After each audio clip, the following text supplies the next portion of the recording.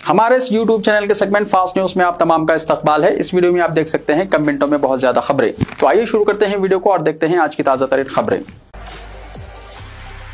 हैदराबाद कांग्रेस के इजलास में सीनियर लीडर हनुमंतराव के बयान पर पुराने शहर के अखिलती कायदीन की हंगामा आराई। हैदराबाद में कांग्रेस कमेटी के इजलास में पार्टी के अखिलती कायदीन ने उस वक्त शदीद हंगामा आराई की जब सीनियर लीडर हनुमंतराव ने कांग्रेस के अखिलती कायदीन पर मजलिस को वोट देने का इल्जाम आयद किया।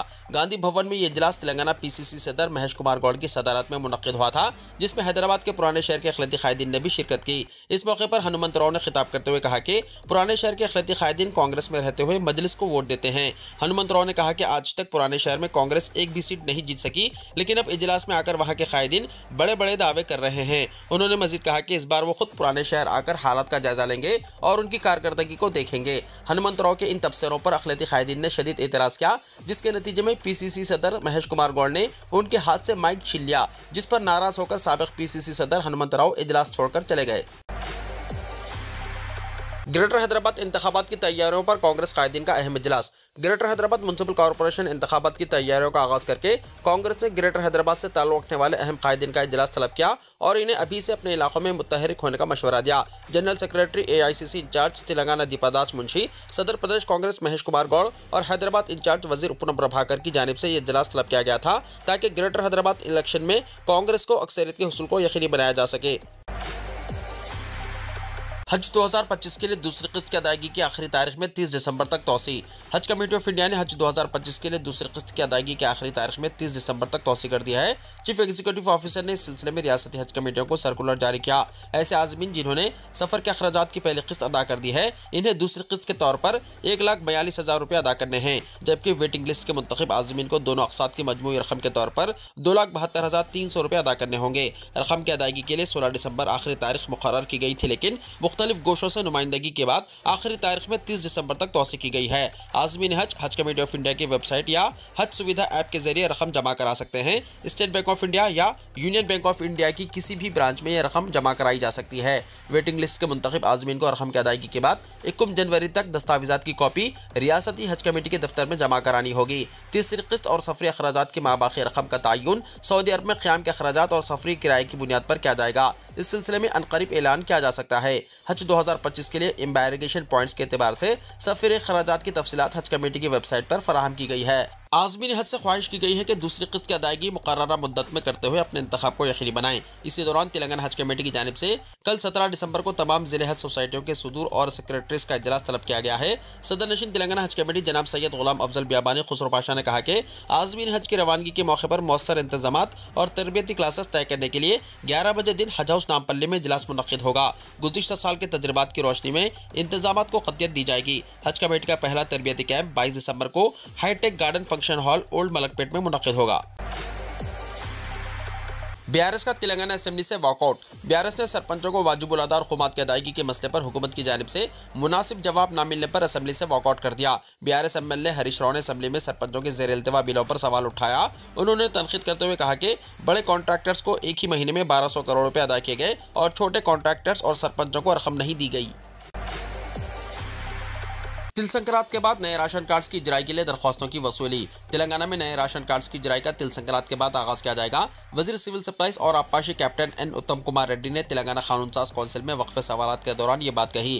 कैप्टन उत्तम कुमार रेड्डी ने रुकने कौंसिल प्रोफेसर कोदंडराम रेड्डी के सवाल का जवाब देते हुए ये बात कही। प्रोफेसर कोदंडराम ने इस्तिफसार किया था कि प्रजा पालना प्रोग्राम में हुकूमत को नए राशन कार्ड्स के लिए कितनी दरख्वास्तें वसूल हुई थी, इसकी तफसीलात पेश की जाएं और नए राशन कार्ड्स की इजराई कब अमल में लाई जाएगी, ऐवान को वाकिफ करवाया जाए। उत्तम कुमार रेड्डी ने अपने जवाब में कहा कि हुकूमत ने जो मंसूबा तैयार किया है, इसके मुताबिक तिल संक्रांत के बाद नए राशन कार्ड्स की इजराई के लिए दरख्वास्तें वसूल की जाएंगी। उन्होंने बताया कि हुकूमत ने नए राशन कार्ड्स के लिए दरख्वास्तों की वसूली और इजराई का जायजा लेने के लिए काबीनी ज़ेली कमेटी तश्कील दी है और आइंदा काबीना इजलास में कमेटी सिफारिशात को मंजूरी दी जाएगी। उत्तम कुमार रेड्डी ने कहा कि हुकूमत ने जो मंसूबा तैयार किया है, इसके मुताबिक नए राशन कार्ड्स में माइक्रोचिप होगी ताकि राशन की फराहमी में शफाफियत बरकरार रखी जा सके। उन्होंने बताया कि हुकूमत 956 करोड़ की लागत से नए राशन कार्ड्स की इजराई अमल में लाएगी और 36 लाख नए राशन कार्ड्स की इजराई के इक़दाम किए जाएंगे। इसके जरिए फीकस 6 किलो बारीक चावल की सरबराही को यकीनी बनाया जाएगा। कैप्टन उत्तम कुमार रेड्डी ने बताया कि हुकूमत अवामी सरबराही निज़ाम को बेहतर बनाने के इक़दाम कर रही है। इदारे अदबियात उर्दू के बाहर उर्दू आलिम उर्दू फाजिल एग्जाम्स दिसंबर की तारीख का हुआ ऐलान। प्रोफेसर एस ए शुक्र मोतमद उमूमी इदारे अदबियात उर्दू की इत्तला के मुताबिक उर्दू माहिर, उर्दू आलिम, उर्दू फाजिल के एग्जाम्स 22 दिसंबर से 26 दिसंबर तक मुनक्किद होंगे। तमाम उम्मीदवारों को इत्तला दी जाती है कि हॉल टिकट्स 19 दिसंबर से इदारे अदबियात उर्दू से हासिल करें और मुकर्ररा वक्त पर एग्जाम मराकज़ पर आधा घंटा पहले पहुँच जाएँ और मुकम्मल नज़्म नस्क और तमाम शराइत पर कारबंद रहें। मज़ीद तफसीलात के लिए फ़ोन नंबर 04029310469 पर कॉन्टैक्ट किया जा सकता है। अखिलती खवातीन के लिए स्विंग मशीन स्कीम की वेबसाइट का आगाज़। अखिलती फाइनेंस कॉर्पोरेशन से गरीब मुस्तहिक अखिलती खवातीन को 10,000 रुपये स्विंग मशीन की तकसीम से मुताल्लिक़ इंदिरम्मा महिला शक्ति स्कीम के लिए ऑनलाइन दरख्वास्तों के अदखाल का आज से आगाज़ हो गया। सदर नशीन अखिलती फाइनेंस कॉर्पोरेशन मोहम्मद उबैदुल्ला कोतवाल और managing director corporation Shrimati Ekanthi Wesley IAS ने वेबसाइट का इफ्तिताह किया। सदर नशीन अखिलती तबके की खवातीन से अपील की है कि वो वेबसाइट tgobmms.cgg.gov.in पर दरख्वास्तें दाखिल करें और ज़रूरी दस्तावेज़ात मुंसलिक करें। ऑनलाइन दरख्वास्तों के अदखाल की आखिरी तारीख 31 दिसंबर मुकर्रर की गई है। उबैदुल्ला कोतवाल ने कहा है कि अखिलती तबक़ात की गरीब खवातीन को जिन्होंने कॉर्पोरेशन या हुकूमत के मुसल्लमा इदारे में स्विंग की ट्रेनिंग हासिल की हो वो स्कीम से इस्तेफादा के अहल होंगे। सदर नशीन फाइनेंस कॉर्पोरेशन ने कहा कि रेवंत रेड्डी हुकूमत ने अखिलती फाइनेंस कॉर्पोरेशन के जरिए 3 इमदादी स्कीमात के आगाज़ का फैसला किया है। 5,000 खवातीन को सब्सिडी के तौर पर 50,000 रुपये जारी किए जाएंगे ताकि वो अपने तौर पर कोई कारोबार शुरू कर सकें। मूसा रिवर फ्रंट प्रोजेक्ट के मुतासरीन को कारोबार के लिए 2 लाख रुपए बतौर सब्सिडी फराहम करने का मंसूबा है। दोनों स्कीमात के लिए दरख्वास्तों की वसूली के शेड्यूल का अनकरीब ऐलान किया जाएगा।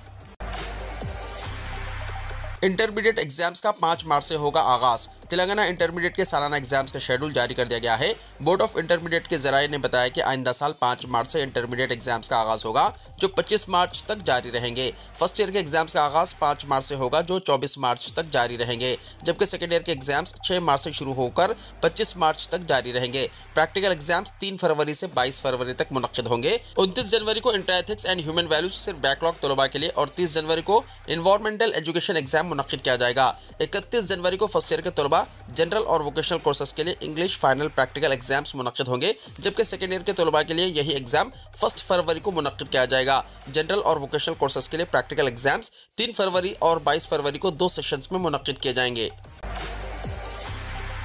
हैदराबाद समेत तेलंगाना भर में शदीद सर्दी। जिले आदिलाबाद में अक़ल-तरीन दर्जा हरारत 6.3 डिग्री दर्ज। हैदराबाद समेत तेलंगाना भर में सर्दी की शदीद लहर जारी है। आदिलाबाद के बेला में पीर की सुबह कम से कम दर्जा हरारत 6.3 डिग्री सेल्सियस रिकॉर्ड किया गया। हैदराबाद में university of Hyderabad campus Srilingampally मंडल में अक़ल-तरीन दर्जा हरारत 7.1 डिग्री सेल्सियस रिकॉर्ड किया गया, जबकि मौला अली उप्पल मंडल में अक़ल-तरीन दर्जा हरारत 7.2 डिग्री सेल्सियस रिकॉर्ड किया गया। हैदराबाद और इसके मुत्तसिल अजला बशमूल संगारेड्डी, विकाराबाद, मेडचल, मलकाजगिरी और रंगारेड्डी अजला शदीद सर्दी की लहर के जेर असर हैं और कई इलाकों में इतवार की आधी रात और पीर के अवाइल में दर्जा हरारत मामूल से कम दर्ज किया गया। BHL में पीर के अवाइल में अक़ल-तरीन दर्जा हरारत 7.4 डिग्री सेल्सियस रिकॉर्ड किया गया। राजेंद्र नगर में अक़ल-तरीन दर्जा हरारत 8.2 डिग्री सेल्सियस तक पहुंच गया।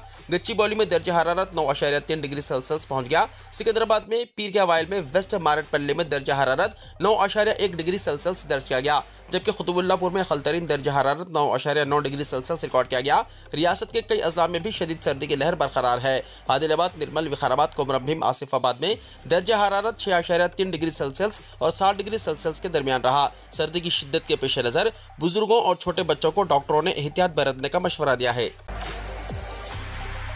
आंध्र प्रदेश में 4 रुपये में चिकन बिरयानी हासिल करने अवाम की तवील ख़तार। 4 रुपये में चिकन बिरयानी हासिल करने के लिए अवाम की तवील ख़तार देखी गई। आंध्र प्रदेश के ज़िले अनकापल्ली के नरसीपेट में एक नए रेस्टोरेंट के आगाज़ के मौके पर मुंतज़िमीन की जानिब से ये अनोखी पेशकश की गई। एक फ़र्द को सिर्फ 1 पैकेट देने का ऐलान किया गया था, जिसके पेश नज़र 4 रुपये में बिरयानी का पैकेट हासिल करने के लिए अवाम का हुजूम उमड़ पड़ा।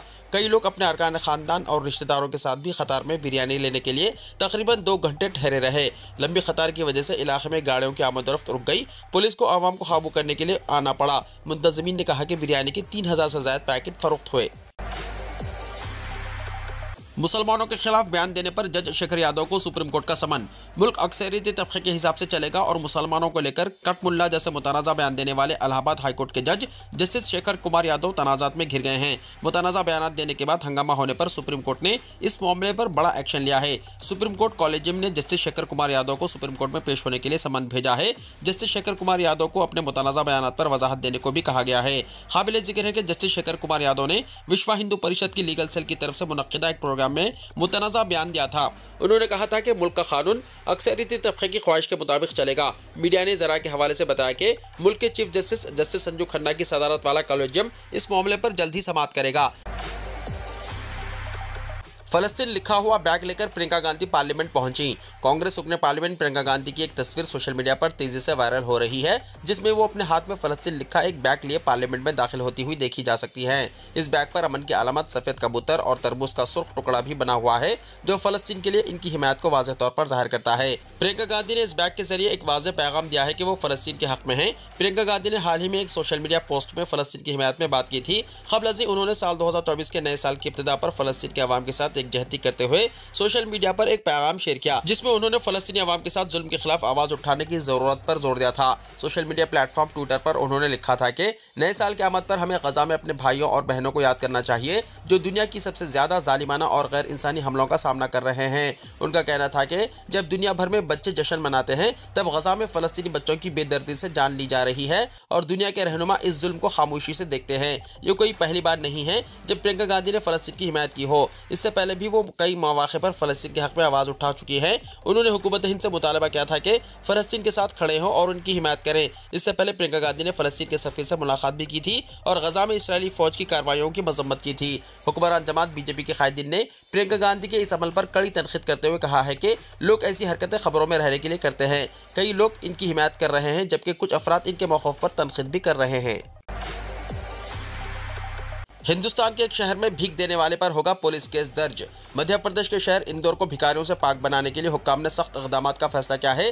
जिला इंतजामिया ने पहले ही भीख मांगने पर पाबंदी आयद कर रखी थी और अब भीख मांगने वालों की मदद करने वालों के खिलाफ भी सख्त कानूनी कार्रवाई का ऐलान किया गया है। हुक्काम ने कहा है कि 21 जनवरी 2025 से जो शख्स भिखारियों को भीख देते हुए पकड़ा जाएगा, उसके खिलाफ FIR दर्ज की जाएगी। इंदौर को भिखारियों से पाक करने के इस इक़दाम का मकसद शहर में समाजी नज़्म व ज़ब्त कायम रखना और भिखारियों की हालत को बेहतर बनाना है। इस सिलसिले में दिसंबर के आखिर तक अवाम में शऊर बेदारी मुहिम शुरू की जाएगी, ताकि लोग इस मसले के बारे में आगाह हो सकें। 21 जनवरी से ये कवानीन नाफिज होंगे और जो भी शख्स भीख देने की कोशिश करेगा, उसके खिलाफ कानूनी कार्रवाई की जाएगी। इंदौर के जिला कलेक्टर आशीष सिंह ने कहा कि भीख मांगने वालों की मदद करने के बजाय इन्हें बाज़ाबातकारी के मराकज़ में मुंतकिल किया जाएगा, जहाँ इन्हें ज़िंदगी बेहतर बनाने के मौक़े फराहम किए जाएंगे। इनका कहना था कि भीख देने वाले अफराद शहर में इस मसले को मज़ीद बढ़ावा देते हैं और इससे निपटने के लिए अवामी ताउन ज़रूरी है।